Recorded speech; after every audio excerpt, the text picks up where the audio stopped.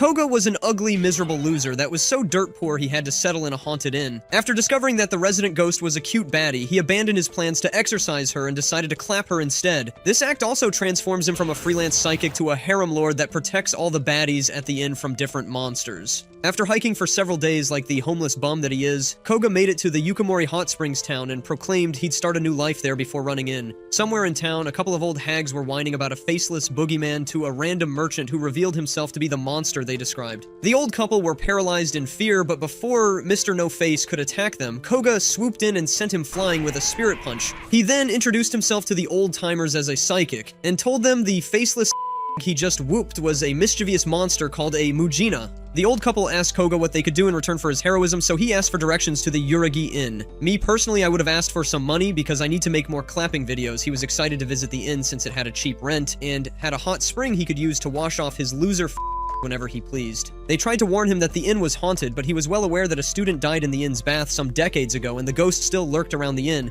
They were still worried about him, but he assured them that he'd knock the ghost out if he ran into it. After following the directions the old geezers gave, Koga arrived at the Yuragi Inn and immediately went into the hot springs area where he was excited to have his first real bath in years. What a dirty, homeless bum. Koga enjoyed the bath, and as the water washed away his jungle stench, he still oozed with confidence as he swore once again to clobber the inn's ghost with his mini eggplant. Just then, the ghost showed up and removed its belongings to reveal some bouncy melons as it stepped in the opposite bath. Koga, after sensing its presence, turned around to face it, but saw that the ghost was a girl named Yuna who was just enjoying her bath. Since he'd never seen a big melon ghost before, he freaked out, and this startled Yuna so much that she floated out of the pool. Koga was shocked by her floating ability, but she realized that he could see her and got embarrassed. The fact that an ugly mutt saw her in her full form pissed her off so much that she used her poltergeist powers to beat his ass. As Koga's lights went out, he came to terms with the reality that the ghost was a girl, so he couldn't pull a Saitama on it like he initially planned. Koga woke up hours later on a cute little girl's lap, and as he tried processing what happened, she introduced herself as Nakai, the innkeeper. Koga was shocked to see a pipsqueak claiming to be the innkeeper, but their conversation was cut short when a pink-haired version of Tsunade showed up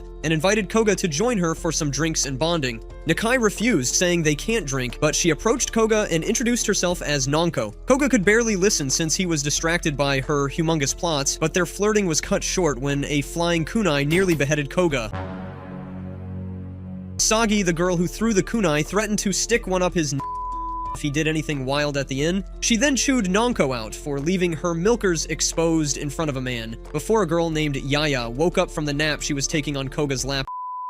When Koga jumped off, she said her intention was to heal him, and he realized how crazy the inn was. When Koga revealed that he was in room number 4, the girls for some reason concluded that he's Koga got to his room later that night and celebrated having a bougie resting place for once in his life, but then he noticed Yuna's peaches sticking out from the wall. This scene looks like the ghost chicks I clap in my dreams every night. She explained that she hid so he wouldn't be scared, and as he tried to drag her out from the walls, he was knocked out when her rear landed firmly on his face. After she apologized and introduced herself, Koga told her he was a psychic, and she was happy that he could see her properly, unlike everyone else. Koga regretted watching Dragon Ball Z instead of mastering non-punching exorcism techniques, and Yuna told him she wouldn't hurt him since she was a friendly ghost. I wonder how friendly this ghost is really going to get, though.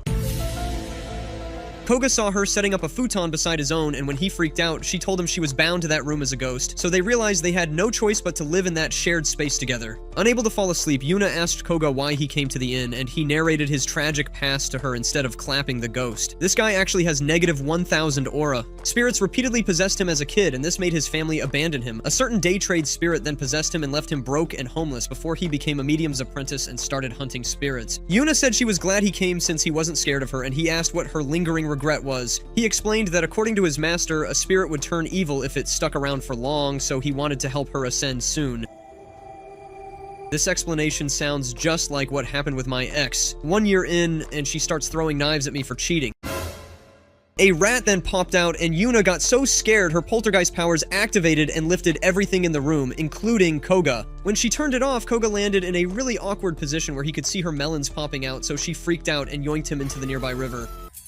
The next morning, Koga secured a part-time job and admired the town on his way back. He thought about how to help Yuna before she becomes an evil spirit and goes to hell, but then he spotted a strange monk outside of the inn scoping Yuna. Yuna was thinking about her discussion with Koga the previous night when she got ambushed by the monk, who tied her up with spiritual energy while introducing himself as Seikon. Koga rushed into the building and spotted the monk using his powers to try to force her ascension. He wondered if letting Seikon have his way was the right choice, since she'd be doomed if she remained in the real world. But when Yuna said she wanted to stay in the world a while longer and learn more about Koga, the young psychic swooped in and stopped Seikon from exorcising her. When Seikon asked why a fellow medium was siding with a ghost, Koga replied a heroic line he learnt from the James Bond movies. Seikon angrily charged at him, and Koga, after dodging several of his attacks, knocked his teeth out with a spirit punch. Koga promised that he'd help Yuna resolve her lingering regret and make her happy, and she burst into tears after hearing that. Koga got spooked when he saw Seikon slightly regain consciousness, so he accidentally grabbed one of Yuna's melons. This made her freak out and poltergeist his soul all the way to the hot springs where the rest of the girls were having their bath. Yuna tried to stop the girls from pouncing on Koga by explaining what happened, but that made matters worse and they all beat him up. Yuna caused even more problems for Koga later that night, as he literally woke up way up in the air while the clumsy ghost was napping on top of him. Koga freaked out and Yuna wished him a good night before her poltergeist ability deactivated and they both fell into the river.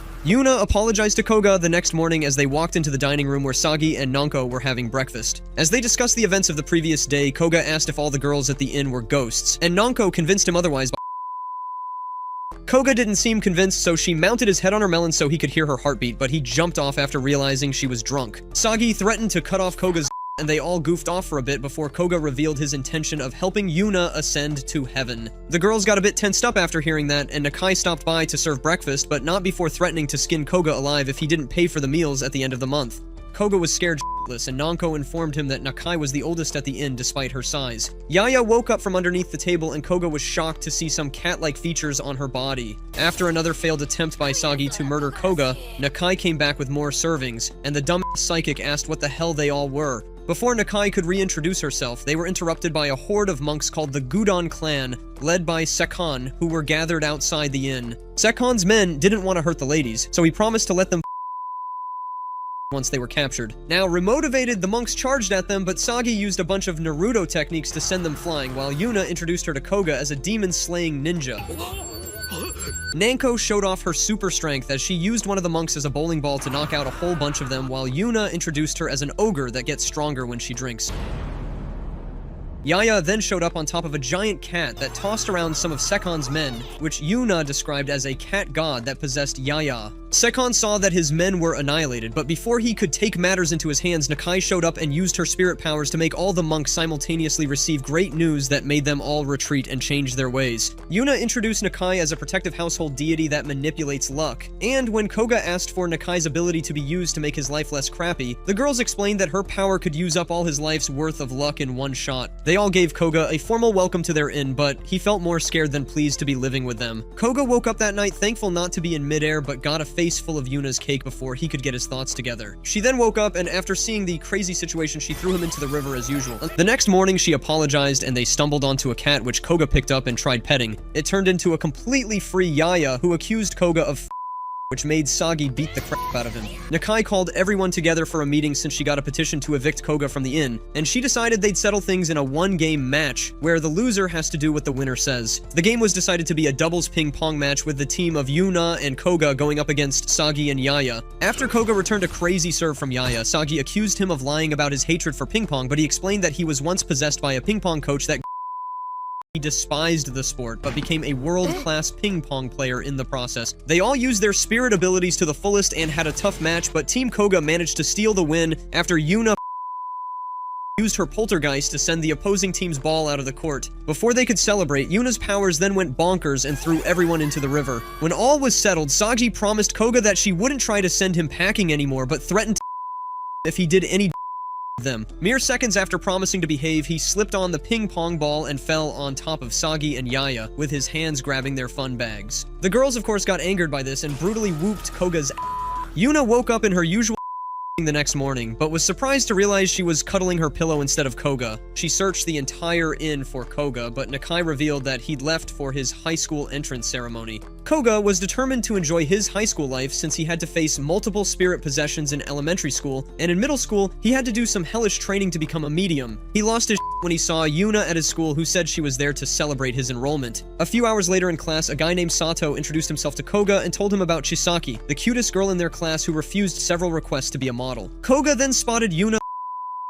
When he tried to stop her, the whole class, including Chisaki, accused him of being a filthy skirt-lifting scum since they couldn't see Yuna. Yuna then apologized and explained to him that she was studying the uniform so she could transform her clothes to it. When she tried doing the transformation, Koga brought up how she was constantly in her free form, and instead of manifesting the uniform, all of Yuna's Koga tried calming her down by reminding her that nobody around could see her, but she lost her cool anyways and poltergeists the entire class. When the teacher showed up and saw the class in a mess, he chewed out the students, and Koga's classmates all blamed him for the incident. During class introductions, Koga introduced himself as a spirit medium, and explained that the earlier events were the ghost, Yuna's doing. While the rest of the class saw him as a clown, Chisaki was intrigued by his words, so she met up with him after school. After he apologized for the incident, she told him about some supernatural stuff she's been noticing in her home, and Koga agreed to help her out. When Koga asked to be taken to her home, Chisaki hesitated since he was a pervert, but took him there anyways. When they got to her room, Koga conducted an inspection while Chisaki was losing her mind since it's the first time a boy had been in her room. She showed Koga some dolls that were floating around in her room some time ago, and Koga tried exorcising them by punching them around, but Chisaki stopped him with a punch of her own. She called him a heartless brute for beating up her dolls, and Koga deduced that a seal must have been used to remotely control the dolls since he didn't see any spirit leave them after his punches.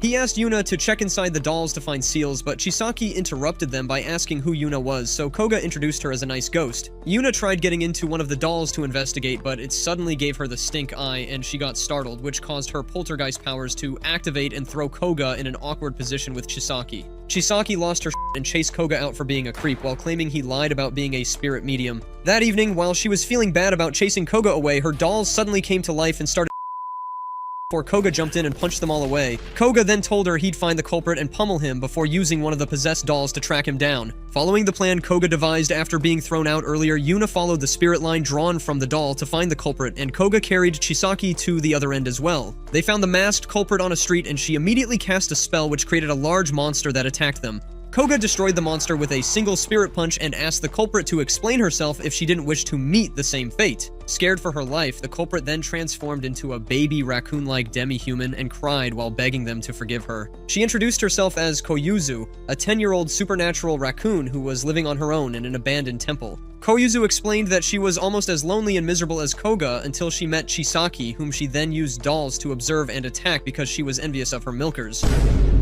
After Koyuzu apologized once again, Chisaki tried to comfort her, but the pervy raccoon opened up her blanket to marvel at her massive plots, so Chisaki got embarrassed and flipped out on Koga for sneaking a peek. The next day, Koga walked to school with Yuna and asked how she was able to go with him to school despite being bound to the inn. Yuna explained that after years of personal ghost training, she'd reached a point where she was only bound to the inn when she sleeps. They ran into Chisaki, who thanked them for their efforts the previous day and asked about Koyuzu. Koga told her that Koyuzu was now in heaven, as she now stayed at the Yuragi Inn, where she could play with the girls' fun bags all day. Chisaki promised to pay her a visit before giving Koga some cookies. Koga said the cookies made him the happiest man on earth since his broke had never eaten fancy snacks before. After Chisaki left, Yuna suggested she head back to the inn since she didn't want to cause problems for Koga at school like before. Koga said he didn't mind since she ended up helping him find Chisaki and making a new friend. Koga ate the cookies and was amazed by how great they were, and he offered some to Yuna to enjoy, which she did. On a certain evening, a worm-like monster was eating an old guy's hair in the street when Sagi pulled up and destroyed it with a shower of kunai. She updated her informant, Urara, about the Hair Eater's defeat and asked for the next mission, but Urara changed the subject and asked about Koga.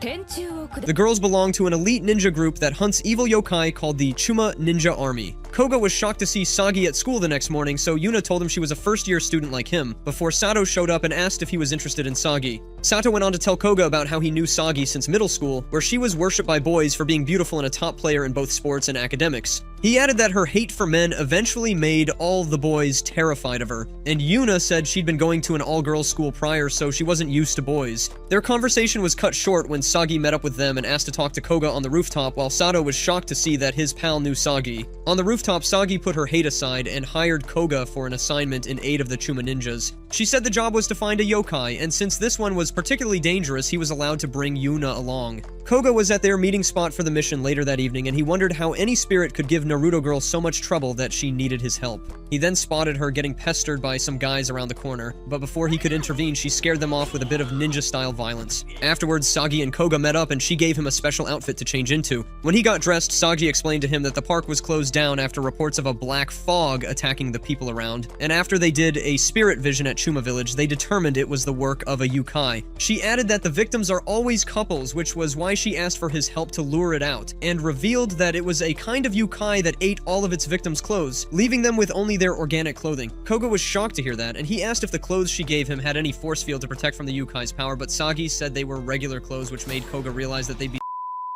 As they walked around the park, Koga said he was shocked that she sought his help, and she said she couldn't let a yukai that embarrasses women go free, and declared she'd reduce it to pork chops when they find it.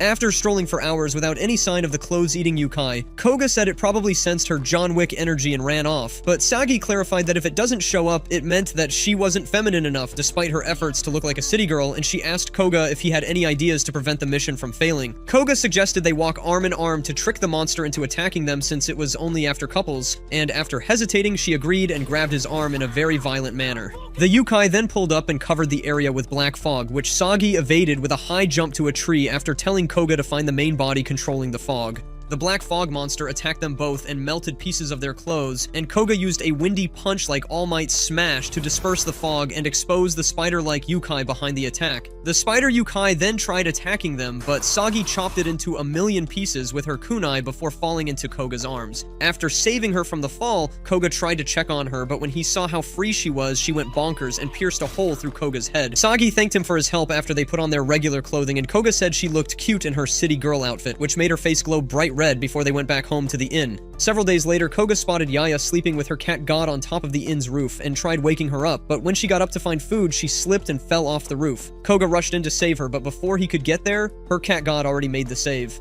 The girls later explained during breakfast that cat gods give their hosts several powers and protect them from harm. Koga asked why it possessed Yaya, and they revealed that it formed a very strong bond of friendship with her, and Nakai then informed them that she'd be leaving the next day for the Hot Spring Association's annual trip, and they agreed to split the inn duties amongst themselves while she was gone. The next day, Nakai went on her trip, and Yaya shocked everyone when she served cat food as breakfast. Things got even more out of hand when Nanko served potato chips and alcohol for dinner, and they all realized that they were cooked. However, the next morning, everyone was amazed to see a tasty-looking meal on the table, and Yuna revealed that it was her doing. When Koga tasted the food, he immediately threw up, and Yuna apologized since she'd mistook a bunch of random crap as ingredients and made a disaster. Sagiri then declared that she was the only female around who knew how to cook, but proceeded to cook the most dog-looking meal using wild plants from her ninja school. Their food trauma was seemingly put to an end when the girls were presented with some perfectly made grilled salmon. When the girls tasted it, they felt like they were in heaven, and Koga revealed that he was the resident Gordon Ramsay who made the dish. Koga added that he was once possessed by a chef who passed on his ultimate grilling technique to him before dying, and the girls praised him for saving their taste buds. Nakai came back to the side of the girls, celebrating Koga as a hero,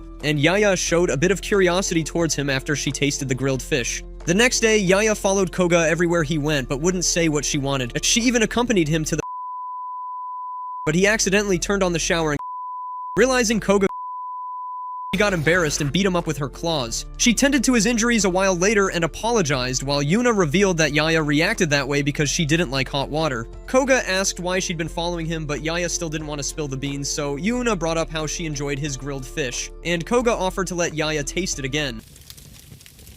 While he prepared the fish, Sagi told him about how Yaya likes to distance herself from people, which made it hard for her to ask him for that favor. Later that evening, Yaya was out chilling on the roof where Koga joined her with the grilled fish. She revealed that she asked him not to put salt in because it wasn't good for cats, and she intended to share it with her cat god. The cat god enjoyed a couple of Koga's grilled fish, and after Yaya thanked him, they chilled on the rooftop all night long. Since she was now affected by Koga's supreme Riz, Yaya kept following Koga around after that night to get closer to him. Several days later, in the chaotic realm of classroom gossip, poor Koga found himself the unwilling target of Chisaki's relentless curiosity about Yuna. It was like being caught in a tornado of questions about Yuna's height, looks, and even her age. But before Koga could even attempt an answer, Yuna herself materialized right there in class, throwing a wrench into Chisaki's interrogation. Quick on her feet, Koga suggested taking a photo with Yuna, hoping for a sneak peek at her appearance. But Yuna politely declined, citing the difficulty of capturing her image. Cue disappointment from Chisaki, who decided to switch tactics and engage Yuna in conversation, thanking her for saving her from that plot-obsessed Koyuzu.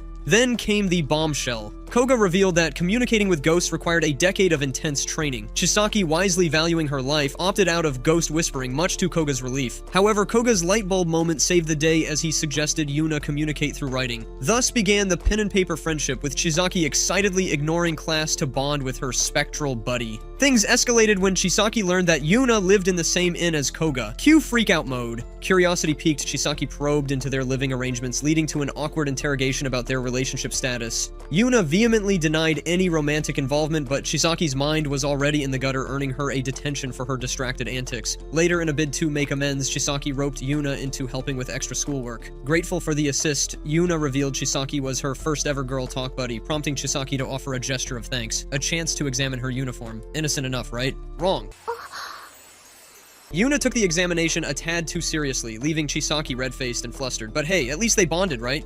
Fast forward to a rooftop rendezvous where Yuna finally showed off her school uniform, much to Chisaki's invisible delight. Then came the mystery of Yuna's aversion to photos. Turns out, she didn't want to scare the pants off anyone with her ghostly appearance, but Chisaki, sentimental as ever, persuaded Yuna to take a photo with her, emphasizing the importance of capturing special moments. Armed with Snapchat filters, they snapped away, turning Yuna's spectral haze into a cute masterpiece. Grateful for the gesture, Yuna thanked Chisaki with a heartfelt message. Meanwhile, Koga found himself embroiled in the antics of Nanko, a manga artist drowning in deadlines and caffeine. Cue a late-night escapade of cosplay and questionable photo shoots, all in the name of manga art. In the end, as dawn broke and manuscripts were finally completed, Nanko's wild ride ended with a drunken celebration and an impromptu bath invitation. Because nothing says victory like soaking in a tub with a tipsy manga artist and her entourage of bewildered friends. And thus, in the bizarre tapestry of school life, friendships were forged, mysteries unraveled, and plenty of laughs were had, at least until the next ghostly adventure or manga deadline came knocking. The morning sun painted the inn with a golden glow as Nakai flaunted her culinary skills, whipping up a breakfast feast that would make Gordon Ramsay weep tears of joy. Amidst the symphony of satisfied stomachs, Koga casually dropped the bombshell of his impending late-night work, leaving Nakai to contemplate the joys of breakfast for dinner while donning her school uniform. On her way to school, Nakai stumbled upon Koga and Yuna darting back to the inn like a pair of caffeinated rabbits on a mission. Seizing the opportunity to maintain her undercover schoolgirl status, Nakai unleashed her secret weapon, nature's finest swine, the boar. Koga's attempt to vault over it resulted in an impromptu piggyback ride straight out of a slapstick comedy. Just when Nakai thought she'd successfully evaded detection, her luck took a nosedive, quite literally, when she accidentally stepped on a cat's tail, triggering a feline, fury-fueled pursuit. Lesson learned, never mess with a cat, especially when you possess luck manipulation powers with a side order of random misfortune. Navigating the treacherous waters of middle school, Nakai expertly juggled her double life, seamlessly blending into the background while secretly plotting to maintain her authority at the inn. Little did her classmates know beneath her maid uniform lay the heart of a master schemer, ready to outwit any opponent, be they punk or principal. When faced with the trials and tribulations of teenage drama and punk encounters, Nakai unleashed her luck manipulation powers with all the finesse of a seasoned magician pulling rabbits out of hats.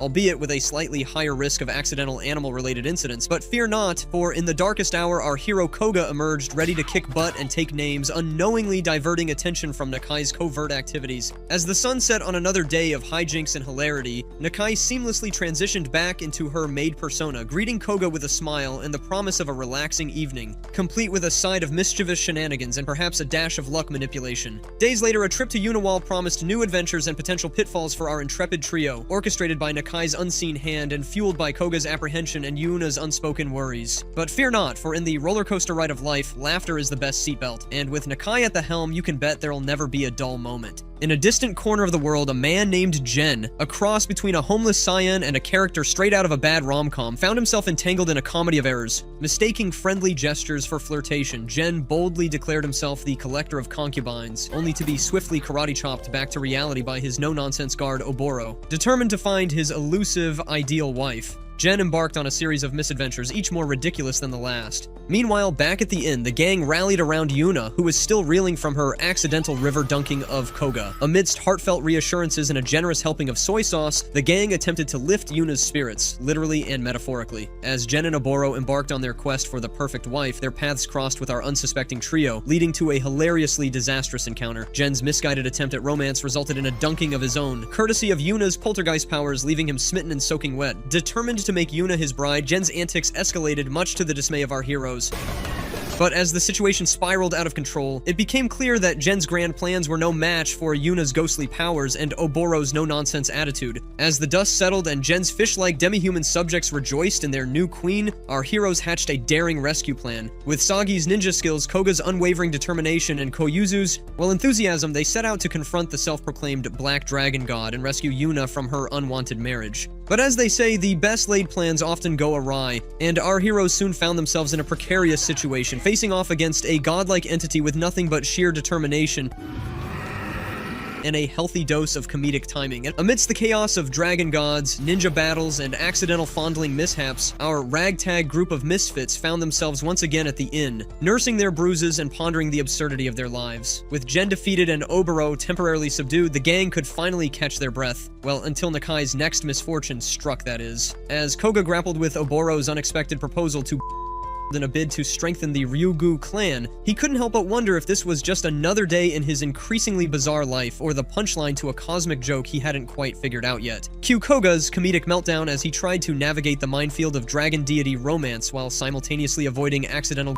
incidents. Meanwhile, Yuna and her friends breathed a collective sigh of relief, grateful for their narrow escape from the clutches of a would-be dragon god. But as they settled back into the familiar comforts of the inn, a sense of unease lingered in the air, much like the smell of burnt toast from Nakai's latest culinary disaster. With Nakai's misfortune lurking just around the corner and Oboro's lingering threats on the horizon, the gang braced themselves for the next absurdity that fate had in store. After all, in a world where ninja battles and deity romances were just part of the daily routine, there was no telling what bizarre misadventures awaited them next. But amidst the chaos and comedy, moments of camaraderie and friendship shone through, reminding our heroes that no matter how absurd their lives became, they could always count on each other for support, laughter, and the occasional well-timed punchline. But so as they prepared to embark on their next misadventure, they did so with laughter in their hearts, bruises on their bodies, and Nakai's latest culinary creation, whatever it may be, in their stomachs. For in a world as unpredictable as theirs, one thing was certain: as long as they had each other, they could weather any storm, dodge any and hopefully avoid any more accidental fondling mishaps along the way. A few days later, Chisaki visited the Yuragi Inn but was afraid to enter. She then remembered promising her BFF Yuna that she'd come to the inn a few days earlier and thought about how Yuna and Koga might, so she decided to go in. She panicked as she opened the door and found a Oboro trying to get Koga. Koga ran away from Oboro and told Chisaki that Oboro jumped on him. Oboro stated the mood was shattered, so she wore her clothes and left. Koyuzu visited the living room and was thrilled to see her bosom friend Chisaki, whom she hugged before asking for her fun bags again. The little runt delighted when Chisaki told Koyuzu about her open-air bath plans with Yuna. Yuna arrived with Sagi and welcomed Chisaki, but the airhead ninja fixated on her attractive city girl clothing as she introduced herself. Sagi knew she lacked feminine charms from her trashy clothes. Before going to work, Koga told them he'd be working late to save for a new uniform. Chisaki met the inn girls for tea and introduced herself. Nanko, her favorite manga artist, welcomed Chisaki to her studio once she learned she was there. Nanko recommended she stay over, and Yuna suggested a sleepover in her room, which Koyuzu was excited to join. Chisaki offered to assist Nakai cook dinner to repay her for her kindness. As the girls marveled at their 5-star supper, Nakai confessed that Chisaki was an Italian cook. Yaya was first to dive in and was glued to Chisaki after being impressed by her well-cooked fish. Chisaki fell in love with the open-air spa once they entered. After some girl talk, Oboro begged Chisaki for help taming Koga, and Chisaki freaked out when she said she wanted a child with him. As Yuna, Koyuzu, and Chisaki relaxed in her room after the bath, Chisaki questioned how she slept on a futon. To relax comfortably on the futon, Yuna activated her object touching mode while sleeping. After Yuna invited Chisaki appreciated her accidentally melons. Koyuzu recommended they discuss love interests, so Yuna asked Chisaki who she liked. Koyuzu requested that they educate Chisaki how to bewitch men as she wasn't interested in anyone. Yuna doubted how she'd do it with her pea-sized physique, so Koyuzu showed them how she'd improved at becoming an adult. She became a curvy woman for the class, but Chisaki and Yuna said they couldn't be witch guys, so she changed back. Koyuzu said Nanko taught her a lot before inviting them to model. She insisted on which impressed her. Koyuzu then did one and said she'd try it on Koga, but Yuna and Chisaki opposed. Chisaki had problems sleeping later that night and felt heavy. Afraid it was sleep paralysis, she pinched Yuna's buns and saw the airheaded ghost napping on her. She got Yuna off her body, but discovered she seemed cozy with Koga, but Koga entered before she could freak out. When Koga slept on a futon next to Chisaki, her head caught fire. She went crazy when Koga pulled his face closer to hers, and after remembering how he helped her, she tried to leave, but Yuna stopped her. With tired eyelids, Yuna plotted, but she tripped and hit Koga's face when she tried to leave. After Koga while asleep, Koyuzu tried to drink her melon juice, worsening things. She jumped away and her cake hit his face, waking him up. After realizing Koga could see her and Yuna in their all-natural clothing, Chisaki was shocked when he covered them with a blanket instead of doing something creepy. Oboro then arrived completely refreshed and tried to force herself on the loser, but he declined. Oboro withdrew, but vowed to make him fall in love with her after Koga said he only wanted to do the female he loved. The next morning, Chisaki said goodbye to everyone and left Yuna a message telling her to quit clinging to others while in that primitive state in her sleep, hinting that Koga would get in the mood. A few days later, class announced a swimming activity, but Sagi questioned what swimwear to wear. Urara, her seatmate, offered to take her swimwear shopping, but Sagi said she'd wear the school's. Urara then tormented her until she agreed to shop with her and requested Sagi to invite Koga. Sagi inquired why, so Urara replied they needed a boy's viewpoint before going serious and explaining that the Chuma ninjas were fascinated about the dragon god-beating boy and wanted to join forces with him. That night, Koga told Yuna that every school excursion he's gone on has ended in disaster, but he'd like the school's impending sea trip. Koga welcomed her on the field trip and suggested she bring her Unawall swimwear. Sagi's shuriken-sized brain couldn't figure out how to invite Koga to shop with her and Urara, so when Koga showed there, she made up a story about yokai invading a swimwear shop. Urara introduced herself to Koga after school the next day and knew her dirtbag buddy had baited him there with a bogus yokai narrative, so she played along and they went to the swimwear shop. Koga was astonished to see Urara shopping when they arrived, so she lied about being undercover. Sagi got cold feet about while in the changing room, so she put on jail garb instead.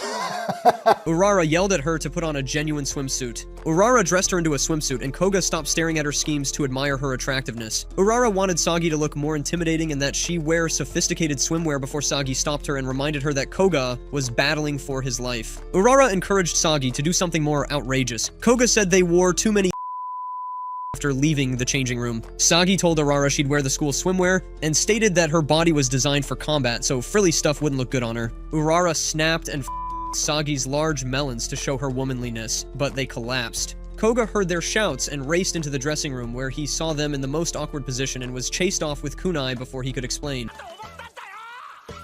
After the three of them returned that evening, Koga informed Sagi that she didn't have to bait him with a trashy narrative because he'd have joined her for shopping if she asked. Urara stated Koga was courteous before recommending he got with Sagi after Sagi apologized for lying. Sagi later wore the swimsuit Koga recommended and was pleased. Yuna and Chisaki were speaking on the school trip when Chisaki's longtime friend Sari saw the levitating book and wondered if John China was on the bus. Chisaki said she had a ghost, so Sari introduced herself to Yuna before a group of class jerks came by to harass them. Sari scared them away and Koga showed Yuna the beautiful sea through the window. Urara told Sagi about a yokai that appeared at the seashore and suggested they investigate. When Koga and the gang arrived, the girls had fun at the pool while Koga and Sato watched. An underwater yokai grabbed Chisaki's bikini and attacked the girls with its tentacles. Urara called the monster a hydra eel, and it revived after Sagi repeatedly cut off its tentacles. Urara told Sagi that they had to reach the seafloor to kill it. Before diving, Koga told Yuna to get everyone swimwear. He swam to the seafloor and destroyed the yokai's body with a spirit punch. Later that night, the class douchebags made fun of Chisaki and Sari for hyping Koga, so they gathered with Yuna, Sagi, and Urara. Chisaki informed them she wanted to convince her classmates that Koga is a spirit medium. She resolved to do it at a test of courage the students would have that night. Chisaki's plan comprised the ninja girls conjuring a monster and Koga publicly extracting it so she and Sari could spread the word. They assisted her because she wanted more people to believe in Koga. Instead of a random classmate, Chisaki was partnered with Koga, which derailed her strategy. Koga piggybacked Chisaki after she realized she could use the two behind them as witnesses. She tried to stall by simulating a leg ailment. They met Yuna, a ghost who was afraid of the dark. Chisaki felt her plan would fail as they sat by a bench, but suddenly the next pair arrived. She was delighted that her plan would succeed again and waited for the ninja girls to call the monster while the pair pushed forward. Urara summoned her family's most powerful Shikigami, a big wolf spirit, but Sagi was blown away and fell awkwardly on Koga. She blamed him and drilled his skull. Then a big monster scared the two ahead. The monster threatened to make them part of him as a prize for rousing him up from his sleep, but Koga swooped in and took the hit. Chisaki, Yuna, and the ninja girls were alarmed when the monster tried to eat Koga's arm. Since Koga was more jacked than Hulk Hogan, the monster's teeth chattered and it jumped away from him. After the admitted to waking up the monster, Koga kneeled and apologized to it. The apologized with him and the girls were startled that their Superman was a weasel. The monster realized Koga was too strong to fight, so it vanished. The girls thanked Koga for saving them and were impressed that he did so without fighting. On the way back, the girls told Koga about their plan, but Koga claimed he didn't care if others didn't believe in him as long as he had Chisaki. His rizful words turned Chisaki's cheeks scarlet, and she tripped while walking toward him. Koga caught her, but he grabbed her fun bags by accident. Everyone panicked, and Koga apologized to Chisaki. After a relaxing bath in the hotel's hot springs, the girls met Koga and Sato. Sato offered he and Koga hang out in the girls' room, but Sari was disgusted. They invited the guys over after Yuna disclosed that having lads sneak in to have fun with her friends was one of her odd desires. Hours later, Yuna asked Sari why Koga wasn't present while the females were playing cards, and Sari said the guys couldn't make it since their room was secured by teachers. Sari then mentioned the campfire dance as the closing activity the next day, and requested the females for partners. Koga arrived at their window with an unconscious Sato after they all said they didn't. The rock climber that possessed him wanted to be the next spider monkey, so he purchased extremely fantastic climbing gear. They played until a teacher arrived, then hid behind the futons. The amazing milkers Chisaki, Sagi, and Yuna squashed Koga under a futon. Koga grabbed Yuna when she panicked and tried to escape to keep their cover. She became embarrassed and utilized her poltergeist talents to distract the teacher, allowing Koga to escape with Sato. The next day, Yuna and Koga were watching eels in an aquarium when a classmate told him he'd invited Chisaki to the dance. Yuna overheard and tried to ask Koga to be her partner, but stopped before finishing. Koga knew Yuna wanted to dance with him that evening and asked her to partner. They danced in front of the campfire, and Yuna worried about Koga's reputation because he appeared like a crazy dancing alone, but Koga replied he could see her. A few days later, Oboro entered the living room to find Koga, who was studying for the final examinations with Sagi and Yaya. Koga said he taught Sagi arithmetic in exchange for her classical literature lessons. Oboro started rubbing her on him and asked him to study, but he told her to stop when everyone freaked out. Since Yuna had finals, Nakai let her make study snacks. Oboro met Koyuzu in a separate room and requested her to concoct a love potion to entice Koga to her. The study group was again distracted when Nanko arrived wearing and devouring a popsicle to cool up. Sagi urged her to leave their study room when she freaked out with the popsicle. Nakai struggled with her schoolwork because English was her weakness. She considered asking Koga to instruct her, but she worried it would reveal her middle school identity. Koyuzu and Oboro offered to provide Yuna's shaved ice to the study group. Oboro was told to glance into Koga's eyes after eating his shaved ice after Koyuzu put her love potion on it. On her approach to the living room, she saw Nanko, who accidentally shuffled the shaved ice dishes. After reaching the living room, Oboro offered Koga a random one because she didn't know which was his. She attempted making eye contact, but he didn't seem interested, so she knew she'd given the love potion to Sagi or Yaya. After Oboro left, Sagi sensed her body reacting strangely after staring at Koga, so she sought to escape. He tested her head temperature after she realized she liked him and attempted to forget him. She went insane and slapped him with a kunai to his throat. To show Koga her feminine side, she asked if he perceived her as a girl. She hugged him with her organic melons onto his face after Koga pronounced her cute. Oboro told Yuna, who was observing by the door, that the love potion was to blame for her panic. Sagiri recovered and the other females entered the living room to see what had happened. Koga went to apologize to Sagi in her room, but she was too embarrassed to answer the door. A few days later, Koyuzu announced that she was heading to Chisaki's place for a sleepover, while Sagi, Yaya, and Nakai announced that they had important excursions. They were goodbyed by Koga, Yuna, Oboro, and Nanko. After receiving a call from her editor, Nanko requested them to aid her manuscript since she was suffering with a manga chapter for the millionth time. She took them to a beach in Okinawa after finishing the manuscript. Koga and Yuna noticed her beach holiday house and she told them about a love legend. Oboro arrived with her cute swimwear, saying Nanko told her to wear it. Nanko requested a from Koga after she changed into a less exposing swimsuit. When Nanko Oboro decided to Oboro loved Koga, but the ran off, so she did it herself. Koga observed Yuna was worried, and Nanko realized she wanted Yuna was ashamed and sent Koga flying with her poltergeist skills when Nanko's noises distracted them and Koga stole a fistful of her cakes. Koga spotted a mysterious ghost girl at the cape in midair. That night, Nanko told him the ghost he saw was part of a tragic love story. The girl tried to elope with her boyfriend, but he perished in an accident trying to meet her, so she leaped off the cape to be with him on the other side. Nanko said the girl's spirit was still alive and waiting for her man to rescue her. Yuna was unhappy after hearing that story, so Koga helped the cape's ghost girl. She identified herself as Ami when Koga and Yuna met her at the cape. Yuna questioned where her boyfriend was, so Ami showed them a cowardly ghost on the street below and introduced him as Yasu. She wanted to learn to fly to meet him, but she was limited to that location. Koga and Yuna then asked Yasu if he was restricted to his location. Yasu replied he wasn't but was terrified, thinking Ami was upset at him. He described how he slipped off the road to elope with Ami and how she died after jumping into the river to save him. He felt guilty for her death, and Koga said his mind was holding him to that bridge. Yasu said he couldn't apologize to her since he couldn't look her in the eye after that occurrence. Koga pondered if bringing them together was a good idea as they strolled back to Nanko's beach house, but Yuna said Ami and Yasu were lonely and needed to find happiness. Koga agreed and offered his assistance. After meeting Yasu again that evening, Koga warned him they'd employ forced ascension on Ami to prevent her from becoming evil. Yasu panicked and remembered his pleasant times with him as they left. They informed Ami that they threatened her man later that night. Ami thought it failed, but Yasu appeared from a tree. As he hugged her, Ami beat his butt and insulted him. In the end, they hugged and spoke kind words as they rose. Yuna was satisfied with the outcome, but Koga abruptly asked her about her human existence. Yuna stated Nakai named her and she didn't recall her life before the Yuragi Inn. He suspected this since she never spoke about her past like other ghosts Koga had seen. Yuna said she was content with her life because she had many friends and no regrets. The next morning, Koga dreamed Yuna became an evil spirit and mistakenly stole her plot. She was humiliated and used Poltergeist to blast him away and save him from drowning. A few moments later, she told Koga she appreciated these tough mornings with him, and they played at the beach for hours. After their travels, the girls had a relaxing bath in the inn and talked about how they met Koga. Koga suddenly flew into the hot spring, and Sagi beat him with her ninja weapons. After being thrown out of the bath, Koga told Yuna he didn't mind such mornings. Riz Demons, if you like the video, make sure to check out one of these other two right here. Also, if you want to buy me some time to touch grass once in a while, you can do so by buying my merch or donating $2 in the link below. If you like the video, make sure to check out one of these other two right here. Also, if you want to see the full plot-filled version, no restrictions, just subscribe to our Patreon in the description below.